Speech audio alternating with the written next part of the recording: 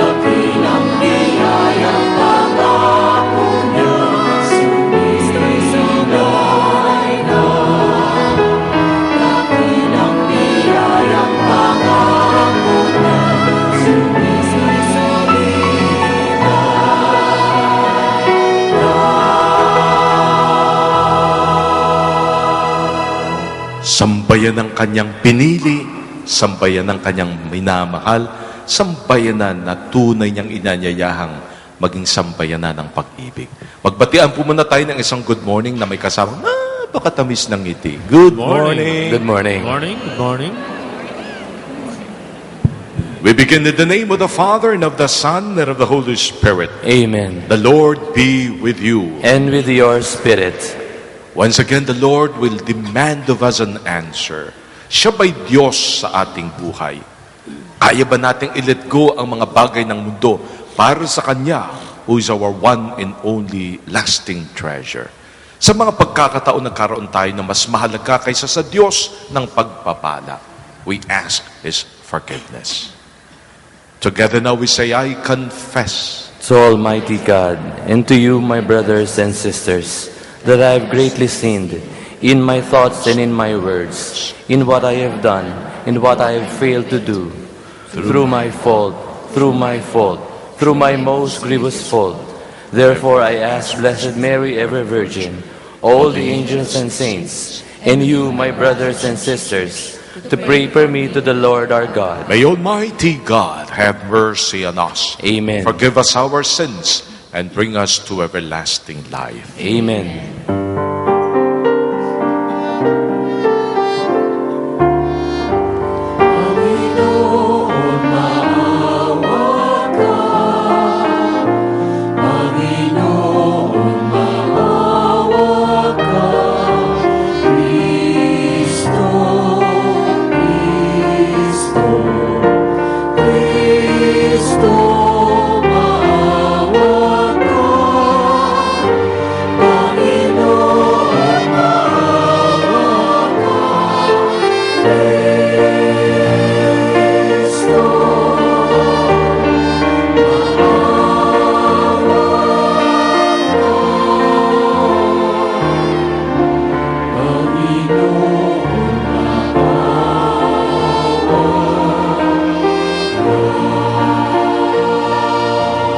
Papuri sa Diyos sa kahitaasan.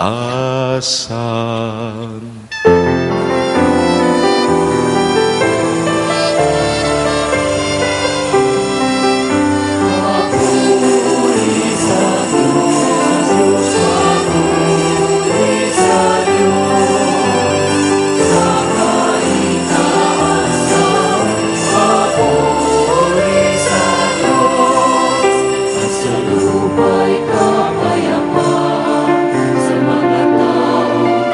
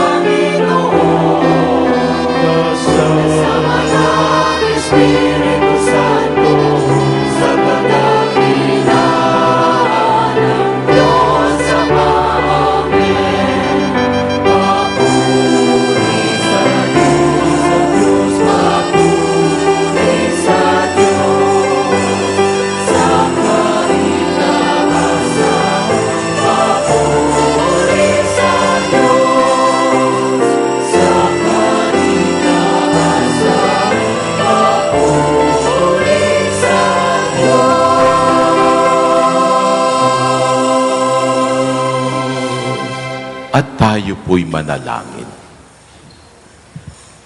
May your grace, O Lord, we pray, at all times go before us and follow after, and make us always determined to carry out good works. Through our Lord Jesus Christ, your Son, who lives and reigns with you in the unity of the Holy Spirit, one God, forever and ever. Amen. The gift of wisdom enables a person to know what is most precious in God's eyes. King Solomon preferred wisdom to gold or silver, health or beauty. The first reading. A reading from the Book of Wisdom. I prayed, and prudence was given me. I pleaded, and the spirit of wisdom came to me. I preferred her to scepter and throne, and deemed riches nothing in comparison with her. Nor did I liken any priceless gem to her, because all gold, in view of her, is a little sand. And before her, silver is to be accounted mire. Beyond health and comeliness, I loved her, and I chose to have her rather than the light, because the splendor of her never yields to sleep. Yet all good things together came to me in her company, and countless riches at her hands. The word of the Lord. Thanks be to God.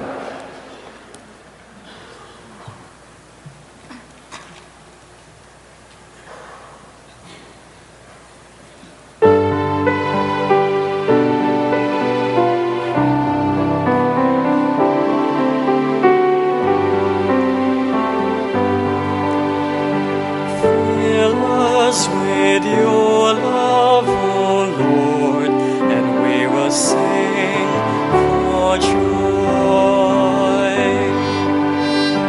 Fill us with your love, O Lord, and we will sing for joy. Teach us to number our days aright, that we may gain wisdom of heart. Eternal Lord, how long have pity on your servants.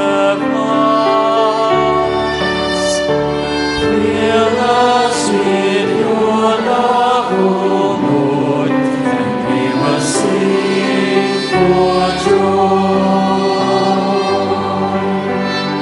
Fill us at daybreak with your kindness, that we may shout for joy and gladness all our days. Make us glad for the days when you afflicted us, for the days when we saw evil. Fill us with your love, O Lord, and we will sing for joy. Let your work be seen by your servants, and glory by their children. And may the gracious care of the Lord our God be ours. Prosper the work of our hands for us. Prosper the work of our hands. Fill us with your love, O Lord, and we will sing for joy. Fill us with your love, O Lord, and we will sing for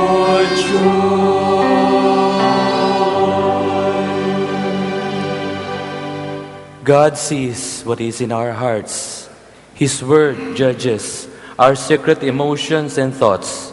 We cannot hide anything from the Lord. The second reading. A reading from the letter to the Hebrews. Brothers and sisters, indeed, the word of God is living and effective, sharper than any two-edged sword, penetrating even between soul and spirit, joints and marrow, and able to discern reflections and thoughts of the heart.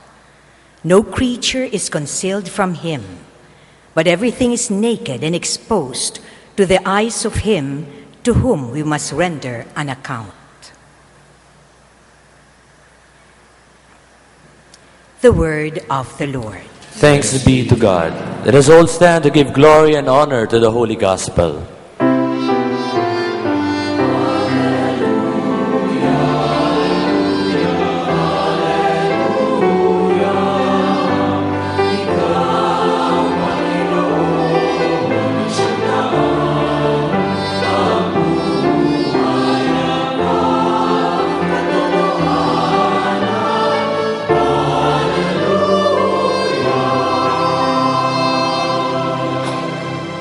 The Lord be with you. And with your spirit.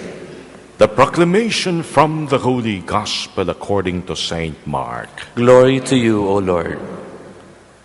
As Jesus was setting out on a journey, a man ran up, knelt down before him, and asked him, "Good teacher, what must I do to inherit eternal life?" Jesus answered him, "Why do you call me good? No one is good but God alone. You know the commandments. You shall not kill. You shall not commit adultery. You shall not steal. You shall not bear false witness. You shall not defraud. Honor your father and your mother."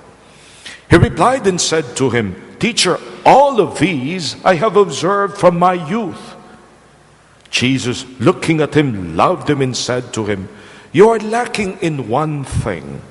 Go, sell what you have and give to the poor, and you will have treasure in heaven. Then come, follow me."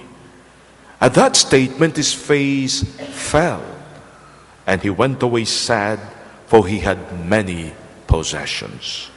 Jesus looked around and said to his disciples, "How hard it is for those who have wealth to enter the kingdom of God." The disciples were amazed at his words. So Jesus again said to them in reply, "Children, how hard it is to enter the kingdom of God. It is easier for a camel to pass through the eye of a needle than for one who is rich to enter the kingdom of God." They were exceedingly astonished and said among themselves, "Then who can be saved?" Jesus looked at them and said, "For human beings it is impossible, but not for God. All things are possible for God." Peter began to say to him, "We have given up everything and followed you." Jesus said, "Amen, I say to you, there is no one who has given up house or brothers or sisters or mother or father or children or lands for my sake and for the sake of the gospel, who will not receive 100 times more now in this present age, houses and brothers and sisters and mothers and children and lands, with persecutions, and eternal life in the age to come." Sisters and brothers, the gospel of the Lord. Praise to you, Lord Jesus Christ. Minsay tinanong ko na to sa inyo, review nga tayo. Sinasabi ni Kristo, "It is easier for the camel to pass to the eye of a needle than for a rich man to enter the kingdom of heaven." Tanong ko sa inyo, ilang kabelyo na kaya ang dumaan sa mata ng karayom? Mayroon na ba? Wala pa. May naalala ba kayo sa mga sermon ko rita? Okay, uulitin ko. May nakapasok na ba, nakadaan na ba, na kamelyo sa butas sa mata ng karayom? Yes or no? Yes or no? Okay. Di ba, alam nyo ng kwento, no? Katulad ng ating bayan sa Maynila, mayroon tayong tinatawag na intramuros. Kasi ang Maynila lungsod noon para protection was surrounded by the walls of Intramuros. Ganon din ang China. There is the wall of China. At pag kayo pumunta sa Europa, makikita nyo na marami sa mga lungsod nila dati noon, it really is within the walls. Ganon din ang city of Jerusalem. It was surrounded by a wall. At syempre may yung main gate kung saan dumadaan ang lahat ng tao. Pero paggabi na, for reasons of security, sinasara yung main gate na yon. Pero paano kung may dumating na mga latecomers? Mayroon naman silang side door, service entrance. Yung pintuang yon, ang tawag doon, the eye of the needle. Pero bago ka pumasok, syempre, dahil may kaliitan at dahil protection, tatanggalin mo na lahat ng mga bagahe doon sa kamelyo. Ipapasok yung kamelyo, isusunod yung bagahe, isasakay uli, diretso kayo sa loob. So the eye of the needle is precisely, sabi nila, yung service door na yun na maliit, proteksyon, binubuksan lamang sa gabi para sa mga late na dumadating. Tanong uli, may nakapasok na ba na mga camel sa mata ng karayom? Pag no pang sasagot nyo, sasampaling ko na kayo. Yun ang sinasabing konteksto. Alamin natin, ano bang pinag-uusapan dito? Pero ganun pa rin. Sabi nila, the message of Jesus is the same. Hindi ka makakapasok o mahirapan kang pumasok kung ang dami mong daladalahin. Kung marami kang possession. At hanggang hindi mo muna ibaba, ay talagang hindi ka nga makakapasok. One of the saddest moments sa storya ng Panginoon, precisely is today. Ito yung bata, gigil na gigil, lumalapit, Lord, gusto kong maangkin ang eternal life. And Jesus, sabi ng ating Ebanghelyo, looked at him with much love and said, lahat na gawa mo na, isa na lang. Can you let go of your possessions and follow me? And then the story said, and his face fell. Because hindi niya kayang i-let go. Because he had many possessions. My dear friends, ilang beses na rin nating sinasabi rito na ang greatest tragedy is when your possessions have become so important, in the end, di mo na kayang i-let go. In those moments, you do not possess your possessions. They possess you. Alam nyo, bilang isang pari dito sa Metro Manila, ako'y nakakakilala ng mga pamilya, sobrang nakakalungkot yung kanilang mga kwento. One day, kumakain ako sa isang magandang restaurant, nilibre ako ng kaibigan. Sa kabilang table, may nakita kong kakilala ko. So habang kami kumakain, lumapit itong lalaki. At sabi, Father, makausap kita sandali. Sure. So, excuse po muna, tumayo ako. Lumapit at ang sabi, Father, pakisabi mo na sa dalawa kong kapatid na sumuko na sila at magpa-aresto. Anong ibig mong sabihin? Father, yung kaso namin, tinuloy ko na kasi ang tigas ng mga ulo nila. Anong ibig mong sabihin? Father, binaba na ng korte, may warrant of arrest na sila. Nagtatago na sila ngayon. Tumitig ako sa kanya, sabi ko, bakit nyo pinaabot sa ganyan? And you know, you would even be more dismayed pag nalaman nyo yung kwento. Namatay yung tatay, nagkahatian. Dahil lamang sa 1 milyon na sinasabing naapirmahan at nailagay sa bank account ng kapatid, kinasuhan ng isang kapatid, itong dalawa niyang kapatid na babae. Maniwala ba kayo, 1 milyon ang pinag-uusapan? Ngayon, sabagkat tumindi yung kaso, nalaman ko na yung war chest. Ibig sabihin, eto ihanda natin para manalo tayo sa kaso. Alam niyo kung magkano? 70 million. Mga may topak kako itong mga to. Can you imagine?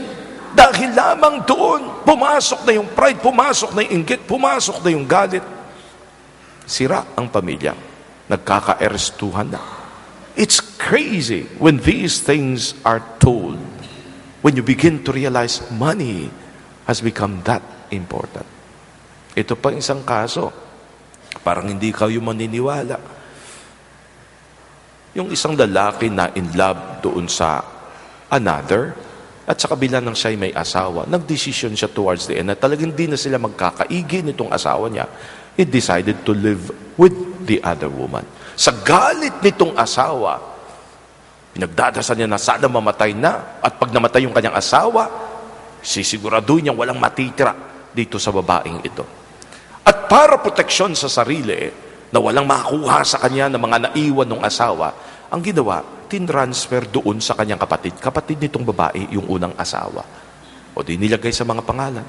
Ang problema ito, ang namatay, hindi yung lalaking asawa, kundi siya. Ito problema. Siyempre yung mga anak doon sa nanay, sa unang asawa, they wanted na nakunin na kasi alam naman kanila. Maniwala ba kayong ayaw nang ibigay ng auntie? Kasi kanya. So galit naman itong mga magkakapatid. Sinabi na, ano ba yan? So mayroong isang property, ibinenta nila para naman kumuha kahit konti kasi alam nila napakarami. Dahil nasa pangalan ng auntie, kinasuhan sila ngayon ng auntie.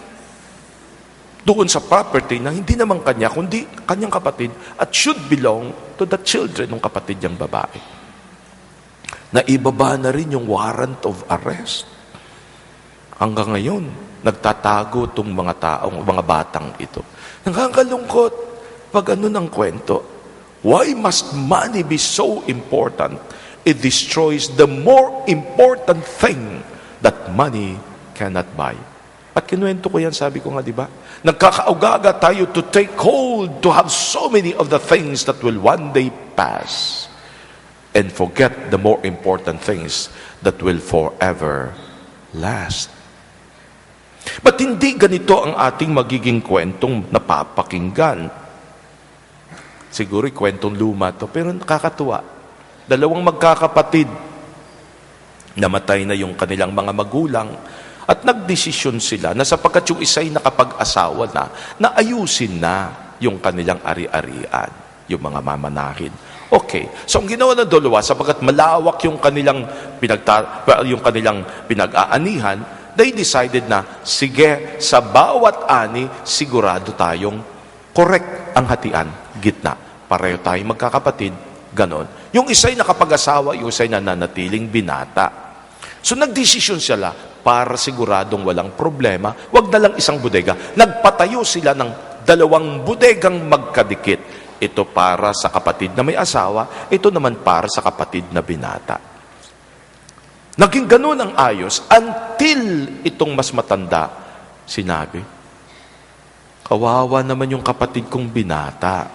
Ako'y may pamilya, may uuwian, nakakatuwa. Nakakalungkot naman, nag-iisa siya. Siguro naman, mas marami dapat yung hati niya. Pero sapagkat alam niya naman na hindi ito papayag tong kapatid kasi usapan hating tunay, ang ginawa, pag nag-harvest na sa gabi, itong kapatid na mas may asawa, sisimting papasok doon sa kanyang bodega, kukuha ng 5 sakong bigas, ilalagay sa kanyang wheelbarrow, at simpleng ipapasok doon sa bodega ng kapatid na binata. Kasi kawawa naman. Yung kapatid na binata, nag-isip din naman, kawawa naman yung kapatid ko. Ako'y nag-iisa, siya'y marami ng anak. Hindi naman pwedeng hatian ay ganito. Siguro dapat mas marami sa kanya. Pasimple sa gabing iyon, kumuha din ng 5 sako, tinransfer naman doon sa kapatid, sa kabila. Naging ganun ang kanilang sitwasyon until one night, nagkasalubong yung dalawa. Saan ka pupunta? Hindi makapagsalita yung isang kapatid, yung isa hindi rin. Sinabi na ng isa, Kuya, kasi feeling ko naman hindi dapat ganito ang hatian. Dapat mas lamang ka. Sabi ng kuya, ganun din ang pakiramdam ko. Alam nyo, hindi na sila nag-usap, nag-akapan na lang, nag-iyakan, pero ang sarap ng ganung pakiramdam. Hindi po ba? Na kung sa isang pamilya, hindi mahalaga at mangingibabaw ang pera, kundi ang kapayapaan, ang pagmamahalan, at ang pagkalinga. There is no greater blessing than knowing that in your family, each one truly cares. Kasi pag ganung feeling mo, palagi kang nilalamangan. Pag feeling mo, dapat kang manlamang. Pag feeling mo, sa hatian, lugi ka. Yun mga kapatid, ito advice ko, magpalugi ka na ng konti. Just to preserve what is truly more important. The love, the peace, the joy within the family.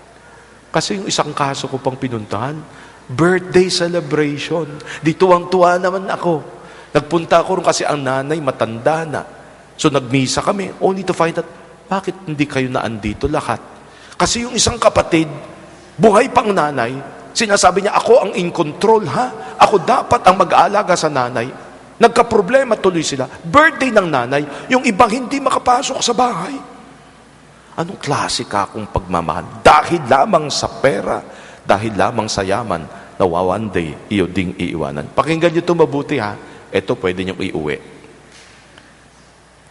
The only thing that you will one day bring with you to heaven are not the things that you have amassed, but the things that you have given away.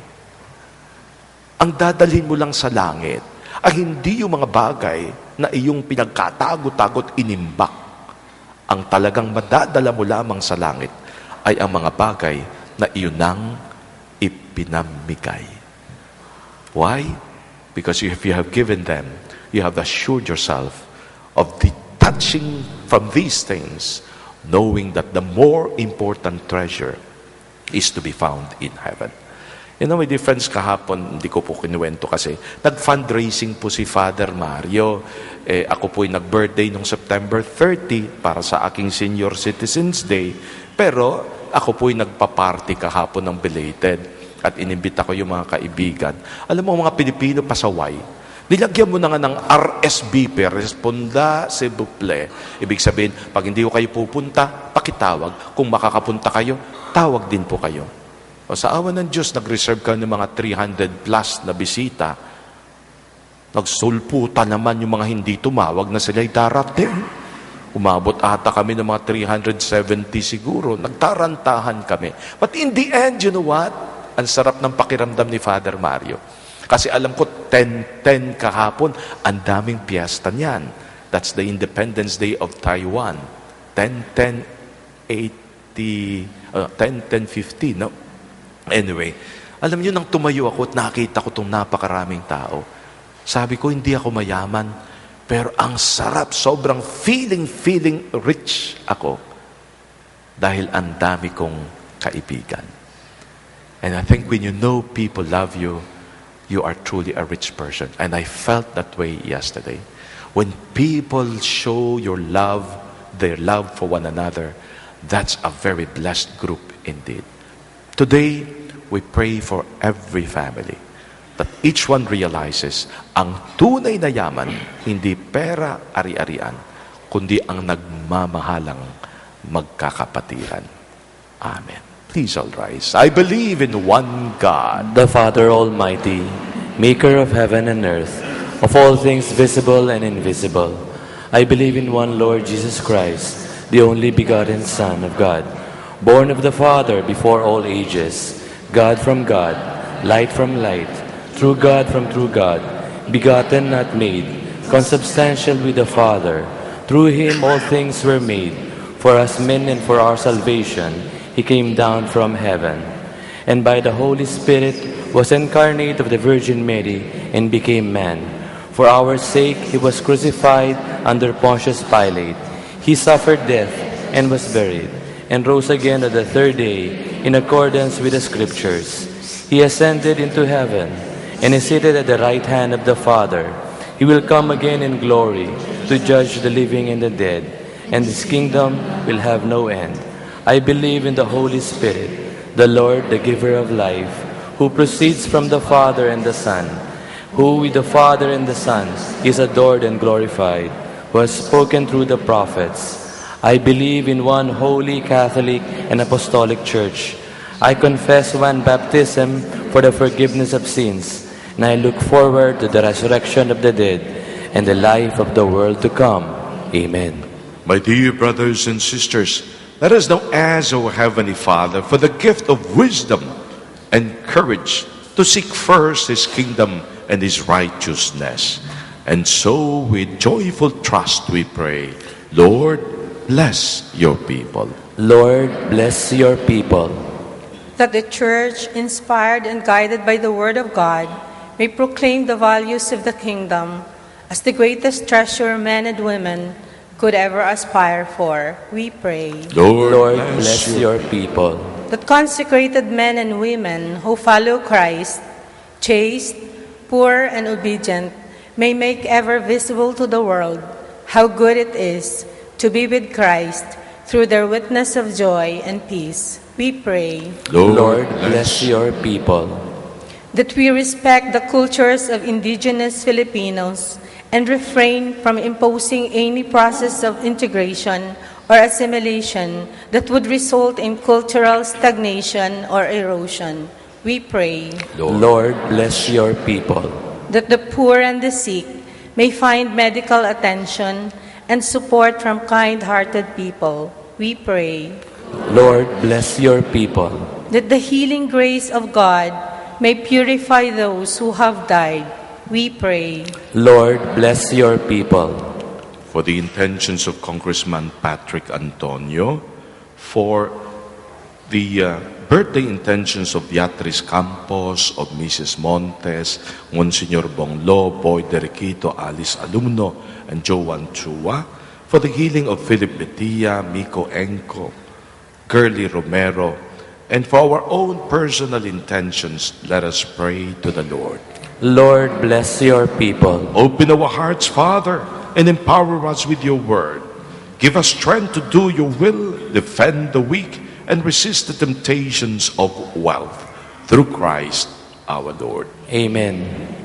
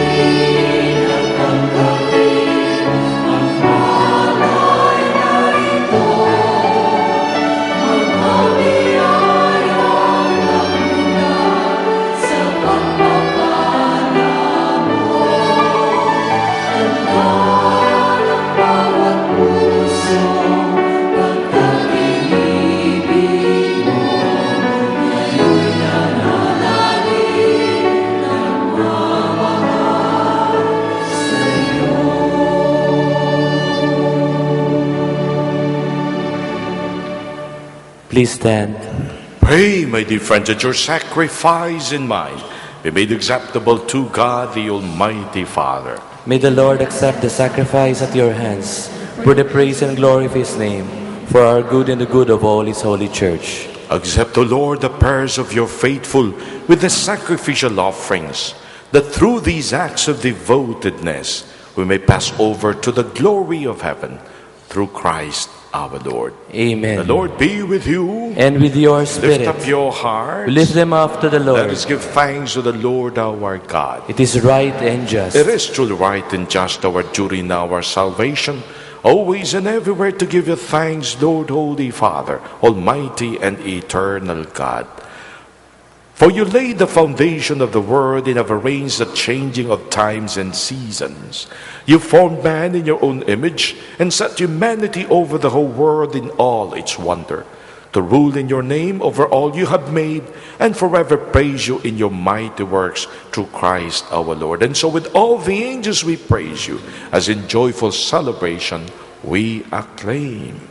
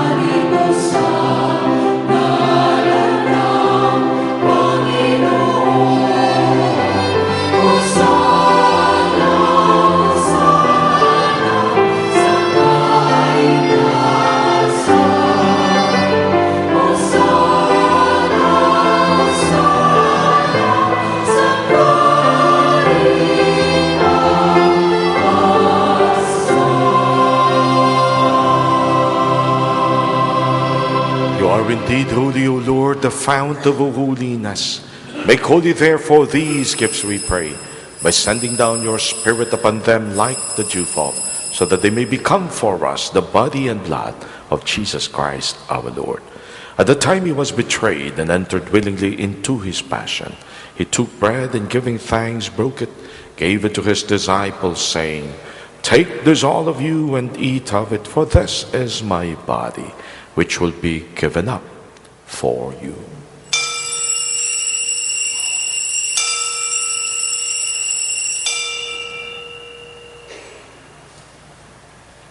In a similar way, when supper was ended, he took the chalice, and once more giving thanks, he gave it to his disciples, saying, "Take this all of you and drink from it, for this is the chalice of my blood, the blood of the new and eternal covenant, which will be poured out for you and for many for the forgiveness of sins. Do this in memory of me."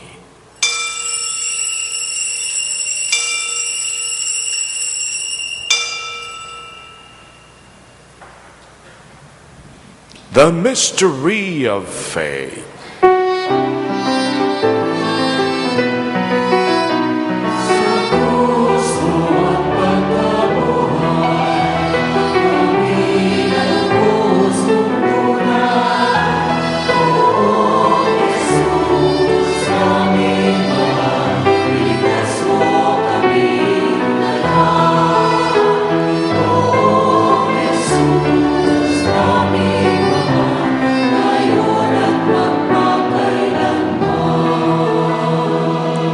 Therefore, as we celebrate the memorial of his death and resurrection, we offer you, Lord, the bread of life and the chalice of salvation, giving thanks that you have held us worthy to be in your presence and minister to you. Humbly we pray that partaking of the blood and blood of Christ, we may be gathered into one by the Holy Spirit. Remember, Lord, your church spread throughout the world and bring it to the fullness of charity, together with Francis, our Pope, with Luis Antonio, our Bishop, and all the clergy. Remember also our brothers and sisters who have fallen asleep in the hope of the resurrection, and all who have died in your mercy. Welcome them into the light of your face. Have mercy on us all, we pray, that with the Blessed Virgin Mary, Mother of God, with the Blessed Joseph, her spouse, with the blessed apostles, and all the saints who have pleased you throughout the ages, we may merit to be co-heirs to eternal life, and may praise and glorify you to your Son, Jesus Christ.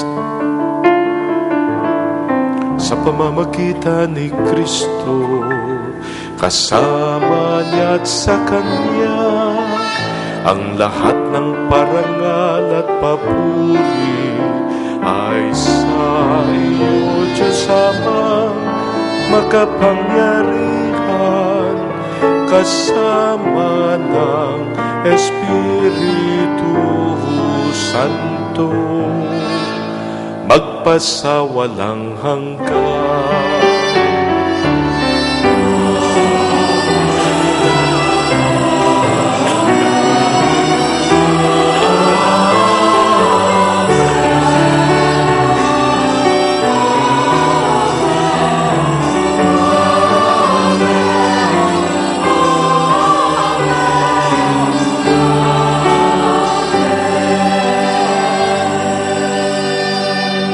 Now pray to the Father in heaven in the manner Jesus taught us.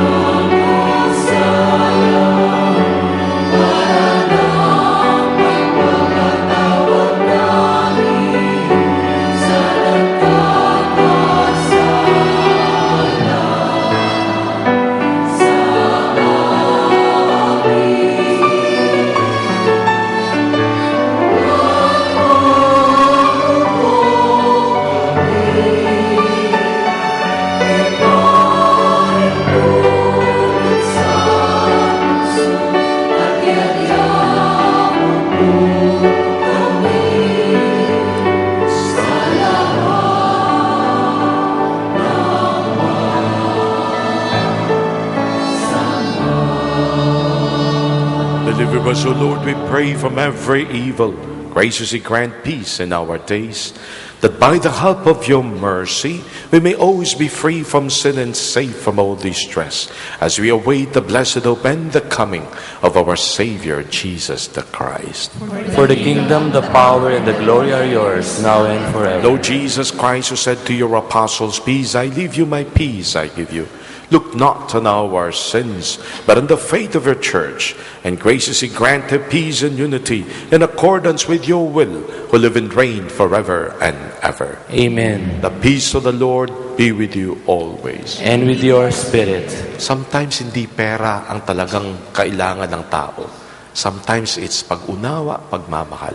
Today, let's begin that by truly from the heart blessing the person beside us with a gift of peace. Peace be with you.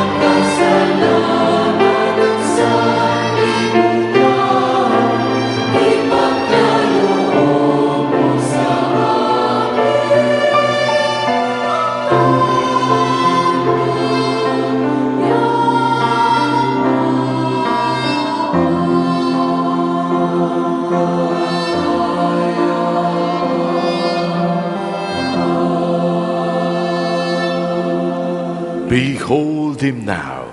He is the Lamb of God, our true and lasting treasure. Happy are we who come to receive it.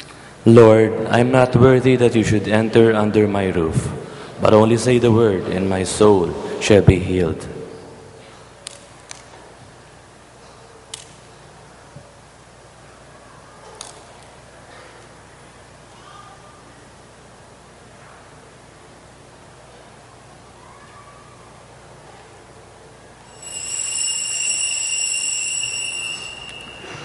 For those of you who are unable to join us in this Holy Mass, and for those watching on television, we invite you to pray with us this prayer for spiritual communion.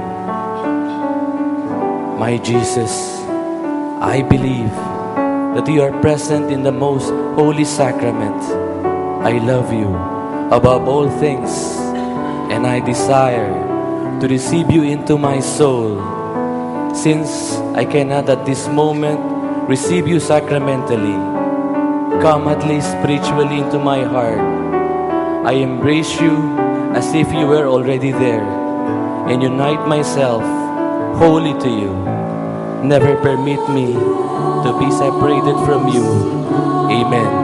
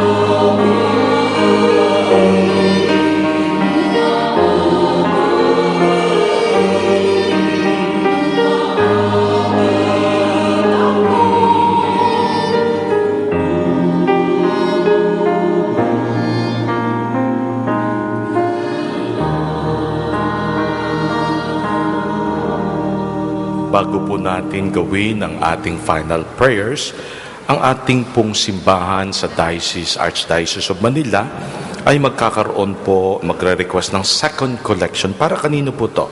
Para po sa indigenous people, yung mga tribu-tribu po natin na talagang sila po ang sobrang dumadaan sa hirap. Even as we today also proclaim an extreme poverty day, kung saan makikita natin, mas grabe pala ang napakaraming taong mas mahirap kaysa sa atin. The church is telling us today, reach out. Today, be a blessing. And so, yan po'y kukolektahin natin ngayon at ibibigay natin sa ating mga namumuno sa Maynila, kay Cardinal Tagle, na i-distribute naman po natin para sa talagang mga mahihirap na mga kapatid natin sa mga interior na mga probinsya. At the same time po, gusto ko lamang pong i-announce na yung Shoe Mart po sa November 1 ay hindi po magbubukas hanggang alas 12. Kaya sa November 1 po ay wala po tayong misa rito ng alas 9. So huwag kayong pupuntaan na po at mag-aantay kayo na napakatagal kasi ang bukas po ng Shoe Mart sa November 1 Sunday is going to be at 12 o'clock. So wala po tayong misa. Pangatlo po, kung nais po niyo sinasabi ng ating unang reading, yung sense of wisdom, that is the more important thing. Unawain ang halaga ng mga bagay-bagay. Ito ho, magkakaroon po tayo ng isang Jesus Encounter Seminar na gagawin po this coming Saturday na, October 17, doon po sa St. Paul Seminary, St. Paul Road, San Antonio Village sa Makati, sa seminaryo po namin. Meron po kami roon na isang audiovisual hall. Maganda po siya, malamig. And this is going to be a one-day thing where you will listen to talks, to the testimonies of people. Ito po yung mga proven na mga speakers na po. And they will speak about Jesus wanting a relationship with you. Kung saan ituturo niya sa inyo kung ano ang tunay na mahalaga, kung anong tunay na ikatutuwa ng tao. Hindi tuwang panandalian, hindi tuwang magpasa walang hanggan. May mga leaflets po na nadidistribute dyan sa labas. Kuha po kayo. Baka may pagbibigyan kayo o kayo na mismo gustong malaman, ma-encounter itong Jesus na siyang tunay nating yaman. October 17, that is going to be this coming Saturday. Tayo po'y manalangin. We entreat your majesty most humbly, O Lord, that as you feed us with the nourishment which comes from the most holy body and blood of your Son, so you may make us sharers of his divine nature through Christ our Lord. Amen. The Lord be with you. And with your spirit. And may Almighty God bless you all, the Father, the Son, and the Holy Spirit. Amen. Go in the peace and love of the Lord. Thanks be to God. Good morning po, everybody.